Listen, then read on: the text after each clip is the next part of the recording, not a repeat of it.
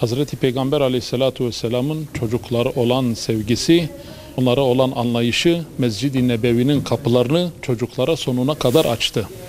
Efendimiz Aleyhisselatü Vesselam'ın zamanındaki sahabe-i kiram olan çocuklar da çocuktu.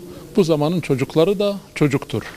Onlar da zamanında yaramazlık yaptılar. Mescid-i Nebevi'nin bahçesinde, avlusunda, saflar arasında koşturdular. Ama hiçbir zaman Efendimiz Aleyhisselatü Vesselam tarafından bir ikazla karşılaşmadılar.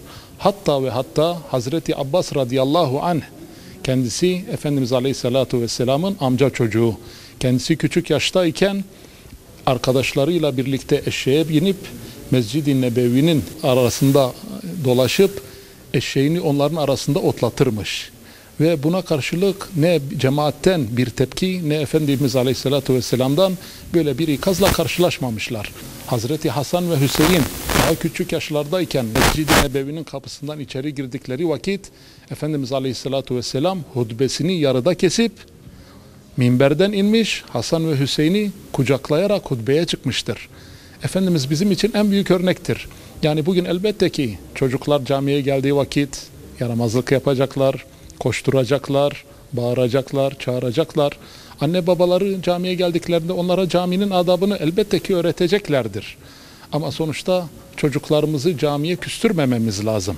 Yani çocuklar cemaat kılındığı vakit arka saflarda onların gülüşme sesleri gelmiyorsa biz gelecek nesillerimiz adına korkmalıyız.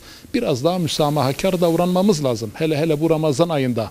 Yani çocuğun içinde bir cami sevgisi olmuş ki kalkmış camiye gelmiş. Yani o gelen çocuğu bizler ne yapmamız lazım? Sevgiyle karşılamamız lazım. Bizler onlara örnek olmamız lazım ki o çocukların dünyasında cami sevgisi, bir muhabbeti oluşsun. İleriki dönemlerde çocukların gönlünde bir yara oluşmasın. Onun için büyüklerden ricamız gelen çocuklarımıza sahip çıkalım inşallah.